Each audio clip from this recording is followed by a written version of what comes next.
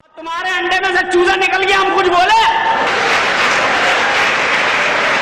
अबे तो अंडे में से चूजा ही निकलेगा, हाथी का बच्चा तो नहीं निकलेगा यार। तो शादी के बाद बच्चे की मुबारकबाद होती है, तलाक की नहीं होती बाबू। किंग ऑफ कॉमेडी उमर शरीफ को दुनिया से रुखसत हुए 4 माह होने वाले हैं। पाकिस्तानियों के चेहरों पर मुस्कुराहटें बखेरने वाले उमर शरीफ की वफात के बाद पाकिस्तान में कॉमेडी की दुनिया वीरान हो चुकी है। उमर शरीफ की वफात के बाद जहां उनके साथी फनकार बुरी तरह मुतासिर हुए, वहीं उनकी फैमिली पर भी खातिर-खा असरात मुरतब हुए। किंग ऑफ कॉमेडी की फैमिली आजकल किन हालात में जिंदगी बसर कर रही है, ये सब कुछ हम बताएंगे आज इस वीडियो में। आप एक्सपेक्ट कर रहे हैं कि वो वाली आएगी, एक अजीब सी गठड़ी आती है, क्या चाहिए? आदमी डर जाते हैं जी, बस अल्लाह की पनाह चाहिए।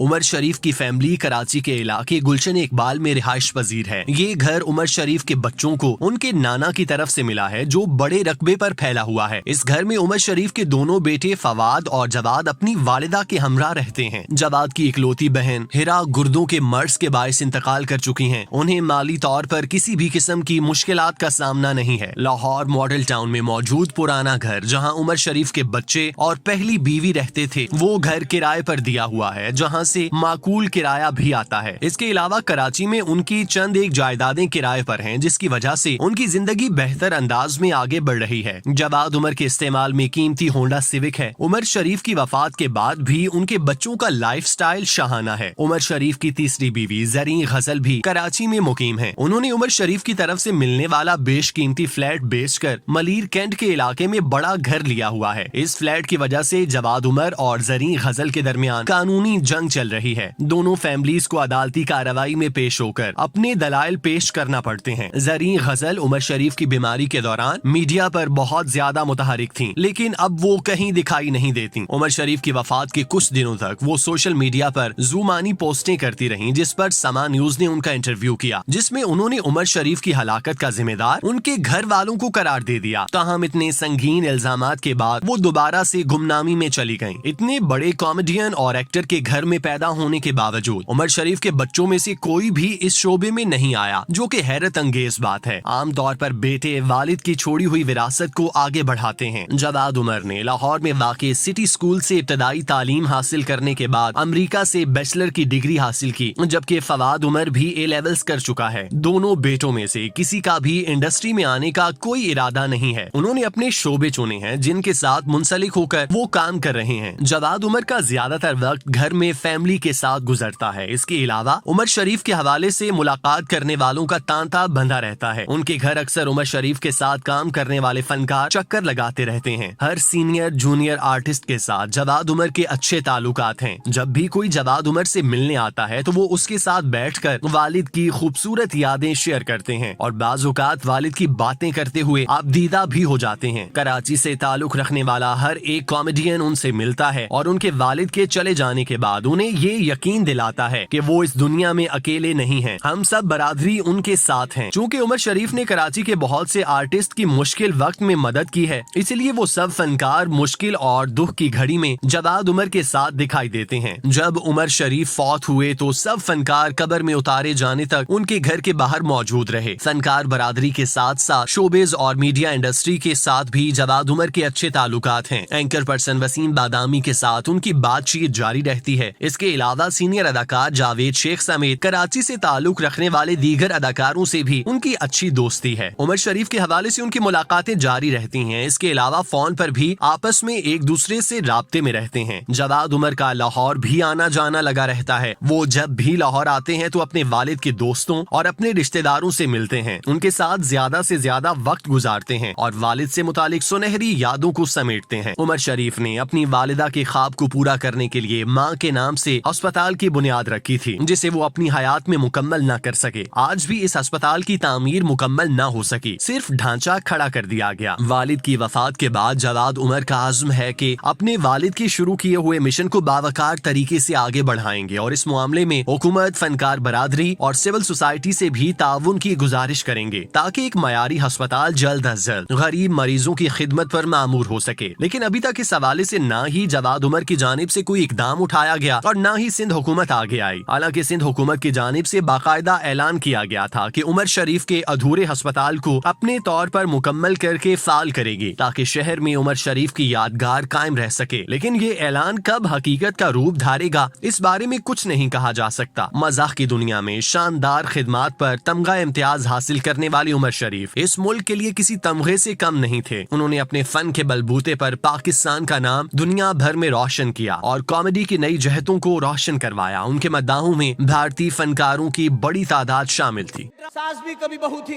एक सास ने देखा कि उसकी बहू के कमरे से एक आदमी निकला, दीवार फैलांगी और भाग गया। सास ने देखा, कुछ नहीं बोली, क्योंकि सास भी कभी बहू थी।